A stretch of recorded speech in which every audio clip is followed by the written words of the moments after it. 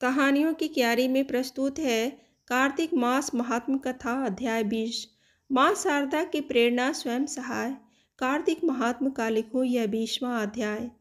अब राजा पृथु ने पूछा, हे देवर्षि नारद, इसके बाद युद्ध में क्या हुआ तथा वह दैत्य जालंधर किस प्रकार मारा गया?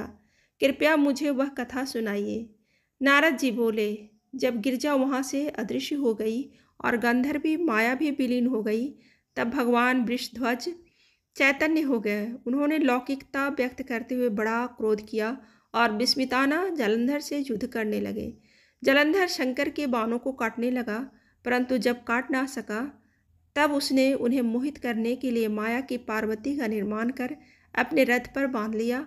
तब अपनी प्रिया पार्वती को इस प्रकार कष्ट में पड़ा देख लौकिक लीला दिखाते हुए शंकर जी व्याकुल हो गए। शंकर जी ने भयंकर रौद्र रूप धारण कर लिया।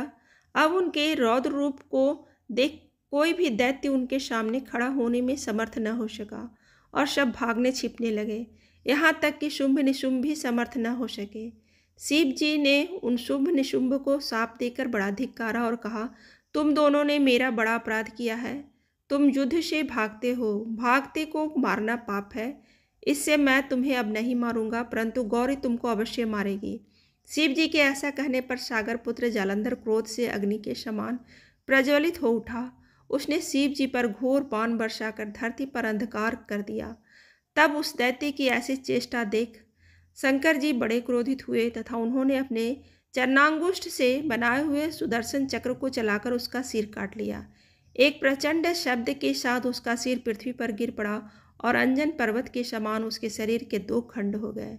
उसके रुधिर से संग्राम भूमि व्याप्त हो गई।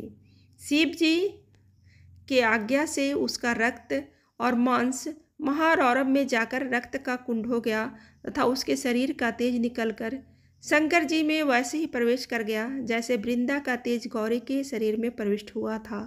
जालंधर को मरा देख देवता और सब गंधर्व प्रसन्न हो गए। माँ शारदा की प्रेरणा स्वयं सहाय।